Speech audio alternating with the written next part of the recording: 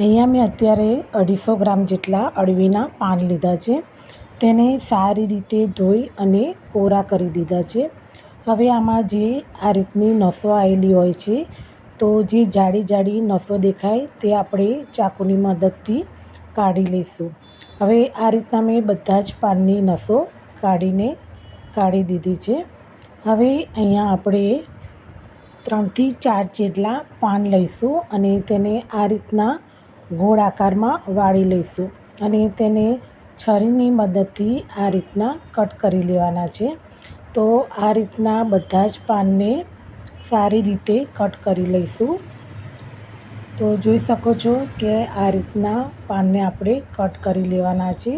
આ રીતના બધા જ પાન છૂટા પડી જાય તે રીતના આપણે કટ કરી લઈશું. તો અહીંયા બધા જ પાન કટ કરીને તૈયાર કરી દીધા છે. હવે આપણે બેટર બનાવીશું. તો તેની માટે મેં અહીંયા 2.5 કપ જેટલો ચણાનો લોટ લીધો છે અને ચોથા ભાગનો સોજી લીધો છે. તેને સારી રીતે મિક્સ કરી લઈશું. હવે મેં અહીંયા આદું, લસણ અને લીલા મરચાંની પેસ્ટ લીધી છે. તલ લીધા છે, અજમો, ધાણા જીરું, હળદર પાવડર, લાલ મરચું પાવડર, હિંગ લીધી છે, સ્વાદ પ્રમાણે મીઠું, ગોળને મેં ઝીણો સમારી લીધો છે અને અહીંયા છે આંબલીનું પાણી, તે એડ કરી દઈશું. હવે ગરમ મસાલો રહી ગયો તો તે પણ એડ કરું છું.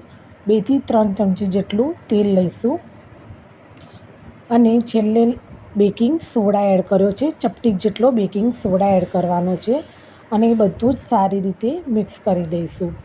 હવે આ બધું જ મિક્સ કર્યા પછી તેમાં થોડું પાણી એડ કરતા જઈશું અને બેટરને તૈયાર કરીશું. તો અહીંયા આપણે એ રીતનું બેટર તૈયાર કરવાનું છે કે જેથી જે આપણે અળવીના પાન અંદર નાખીએ તો તેની પર સારી રીતે કોટિંગ થઈ જાય તે રીતનું આપણે બેટર તૈયાર કરીશું. તો જોઈ શકો છો કે અહીંયા મારે 1 ગ્લાસ જેટલું પાણી ગયું છે આમાં અને તે રીતનું બેટર અહીંયા હું તૈયાર કરી દીધું છે. હવે આમાં જે આપણે કટ કરીને અળવીના પાન રાખ્યા હતા તે એડ કરીશું અને જોઈ શકો છો તમે કે પાન ઉપર સારી રીતે કોટિંગ થઈ ગયું છે. તો આ રીતનું તમારે બેટરને તૈયાર કરવાનું છે. હવે અહીંયા મેં 2 પ્લેટ લીધી છે. તેમાં તેલ લગાવી અને જે આપણે આ બેટર તૈયાર કર્યું હતું તે આપણે થાળીમાં સારી રીતે પાથરી દઈશું અને ઉપરથી તલ ભભરાવી દેવાના છે.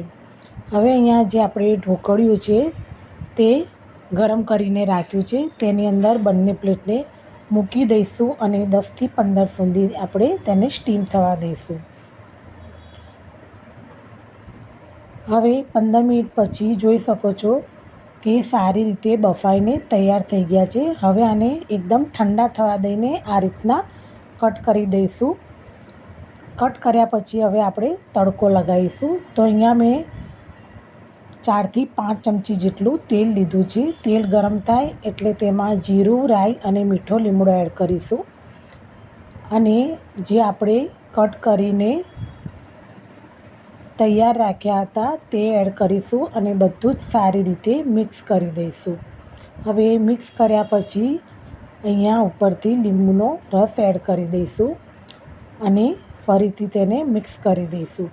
તો એકદમ ઇઝીલી રીતે આ પાતરા બનીને તૈયાર થઈ જાય છે. તો તમે પણ આ રીતથી જરૂરથી ટ્રાય કરજો.